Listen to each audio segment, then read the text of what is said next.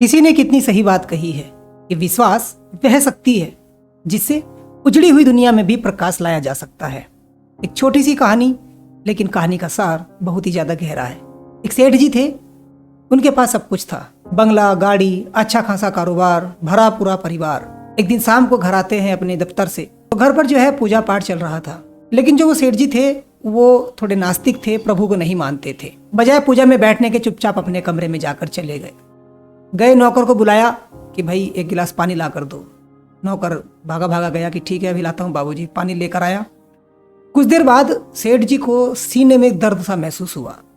नौकर को बुलाया कि यार जल्दी से डॉक्टर को बुलाओ, मेरे सीने में दर्द हो रहा है। काफ़ी बड़े सेठ थे, खूब पैसा था, खूब रुतबा था।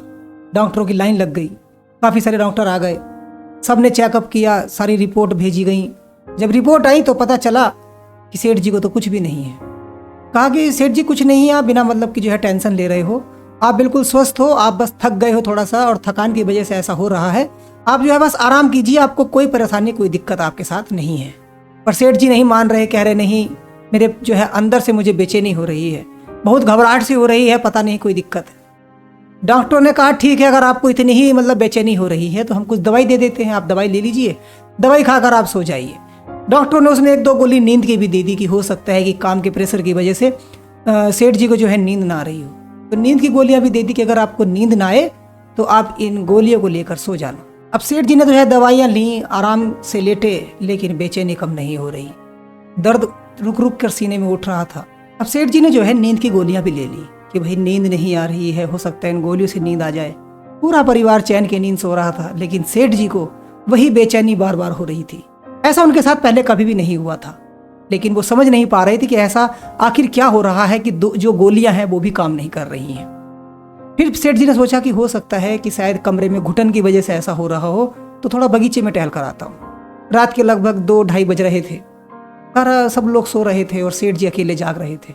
सेठ जी अपने कमरे से बाहर निकले, बगीचे में आए, वहाँ थोड़ा टहले, लेकिन वहाँ भी उनको जो है एक घुटन सी, एक घबराहट सी महसूस हो रही थी। फिर सेठ जी ने सोचा कि चलो ऐसा करता हूँ, कॉलोनी का चक्कर लगा कर आता हूँ, थोड़ा कॉलोनी में घूम कर आता हूँ। और घर से बाहर निकले, चलते रहे सड़क पर। कुछ दूर चलने के बाद चलते चलते जो है सोच रहे परिवार के बारे में कि अगर मुझे कुछ हो गया तो परिवार का क्या होगा। बिजनेस के बारे में सोचने लगे, पोते पोतियों के बारे में सोचने लगे। और सोचते सोचते उनको याद ही नहीं रहा कि मैं घर से काफ़ी दूर आ चुका हूँ।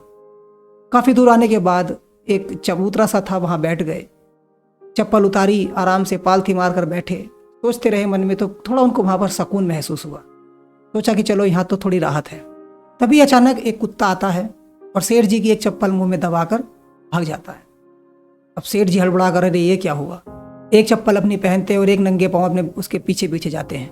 कुत्ते के पीछे पीछे चलते हैं। जाते जाते जो है कुत्ता जो है एक झोपड़ी के पास पहुँच जाता है। उस झोपड़ी के पास जब जाते हैं तो कुत्ता जो है वहाँ पर उनकी चप्पल छोड़ देता है। तो सेठ जी अपनी दूसरी चप्पल पहनते हैं और जैसे ही मुड़ने को हुए तो उनको एक औरत के रोने की आवाज़ आती है उस झोपड़ी से। सेठ जी ने सोचा कि यार रात के 3:30-4 बज रहे हैं, पता नहीं क्या मामला है क्या नहीं। अगर मैं जाऊं तो बिना मतलब कोई जो है आरोप ना लग जाए, कोई गलत ना समझ बैठे कि ये जो है सेठ इतनी रात को जो है किसी की झोपड़ी में क्या कर रहा है। सोचा चलो मुझको क्या लेना देना, वापस अपना घर को चलने लगे। 2-4 कदम चले थे, लेकिन अंदर से फिर आवाज़ आई कि यार नहीं यार, एक बार देख तो लूँ क्या मसला है, क्या मामला है जो ये औरत कोई रो रही है।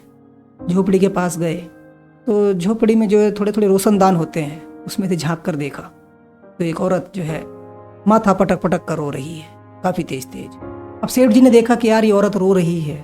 2 मन हो रहे थे कि इसके पास जाएं, इससे पूछें या ना पूछें, अपने घर चले जाएं। लेकिन एक अंदर से उनको आवाज़ है कि यार नहीं, एक बार पूछ तो ले, पूछने में क्या जा रहा है। तो फिर भी भारी मन से उन्होंने डरते डरते दरवाज़ा खटखटाया, झोपड़ी का खटखटाया। अंदर से वो औरत निकली कि हाँ बाबूजी बताइए। कि बहन बुरा मत मानना, गलत मत समझना, मैं केवल इधर से गुजर रहा था, तुम्हारे रोने की आवाज़ आई तो इसलिए तुम्हारे हालचाल पूछने के लिए आया हूँ, बाकी अपने मन में ऐसा कुछ गलत मत समझना बहन। कि नहीं बाबूजी ऐसी कोई बात नहीं है, मैं तो अपने जो है कर्मों से ही दुखी हूँ। कि क्या हुआ, तुम इतनी ज़ोर ज़ोर से क्यों रो रही। तब उसने कहा कि बाबूजी मेरी बिटिया है और उसका ऑपरेशन होना है, और डॉक्टर ने कहा है कि इतना सारा पैसा लगेगा, मेरे पास इतना पैसा नहीं है, और अगर उसका ऑपरेशन नहीं हुआ तो उसकी जान नहीं बचेगी। तो सेठ जी ने कहा कि रोने धोने से क्या होगा, और सुबह के 3:30-4 बज रहे हैं, तुम क्यों रो रही हो। रोने से क्या इसकी समस्या हल हो जाएगी? किसी से मदद ले लो, कहीं से कुछ पैसे उधार ले लो और अपनी बिटिया का इलाज कराओ। ऐसे रोने से क्या होगा? अगर तुम जैसे दीवार में माथा पटक पटक कर रो रही हो तो इससे तो और तुम्हारे ये सिर में दर्द होगा। तो उसने कहा कि नहीं बाबूजी, आपकी बात बिल्कुल सही है, लेकिन मैं क्या करूं? कल एक बाबा जी आए थे कुटिया में, उनके सामने बात रखी कि मेरी बिटिया की तबीयत खराब है, ऑपरेशन कराना है। तो उन बाबा जी ने कहा था कि बेटा ऐसा करना कि आज रात को जब सुबह के 3 साढ़े 3 बजे तो तुम जोर जोर से रोना, सिर पटक पटक कर रोना, उस प्रभु को याद करना कि हे भगवान, ऐसा कोई रास्ता बता दे जिससे कि मेरी बिटिया का इलाज हो जाए।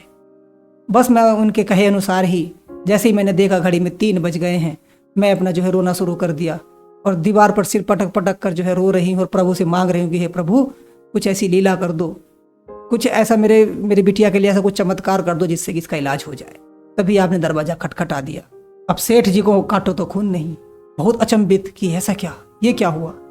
सारा घटनाक्रम याद आ गया कि कभी जिंदगी में ऐसी मुझे घबराहट महसूस नहीं हुई जैसी आज रात को हुई।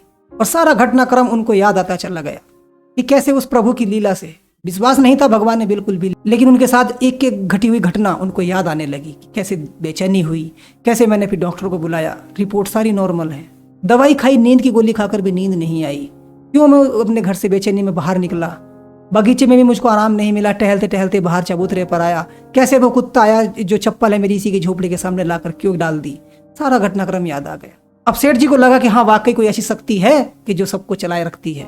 ये सारा घटनाक्रम उसी की बदौलत है। हो ना हो उस शक्ति ने, जो एक शक्ति है परमात्मा जिसको हम लोग कहते हैं, भगवान कहते हैं कुछ लोग, कि उसी शक्ति की वजह से ये प्रेरणा मिली और मैं जो है एक माध्यम बना हूँ। और उन्होंने तुरंत अपने डॉक्टरों को फ़ोन करा, इस बिटिया का इलाज कराओ, ऑपरेशन कराओ, जो भी करना है करो, लेकिन इस बिटिया की जान बचाओ और जो भी बिल होगा, जितना भी खर्चा होगा वो सब मुझे भेज देना, मैं उसका पेमेंट खुद करूँगा। और डॉक्टरों ने उस बिटिया का जो है ऑपरेशन किया, वो बच गई। कहानी बहुत छोटी सी है। मैं ये नहीं कहता कि आप भगवान को मानिए या मत मानिए, वो आपकी इच्छा है, लेकिन एक शक्ति है ऐसी जो दिखाई नहीं देती है लेकिन जो अपना काम करती रहती है। किसी ना किसी के माध्यम से किसी ना किसी का काम चलता रहता है। अगर ऐसा अवसर कभी आपको मिले तो आप अपने आप को बड़े सौभाग्यशाली समझना, क्योंकि अगर आपको प्रभु ने इस काबिल बनाया है कि आप किसी की मदद कर पाओ तो उससे अच्छी कोई बात नहीं है। आपको मदद करनी चाहिए। इंसान मर जाता है, कुछ साथ नहीं जाता। जितना भी धन दौलत आपने कमाया है वो सब यही रहता है। अगर साथ जाता है तो इंसान के कर्म साथ जाते हैं। इंसान को उसके कर्मों से याद किया जाता है। मरने के बाद कोई किसी को नहीं पूछता है, लेकिन अगर आपके कर्म अच्छे हैं तो सब आपको याद करते हैं। इस छोटी सी कहानी से यही एक छोटा सा संदेश देना था। उम्मीद करता हूँ आपको पसंद आई होगी। फिर मिलते हैं किसी और कहानी के साथ। तब तक के लिए अपना ध्यान रखिए। धन्यवाद।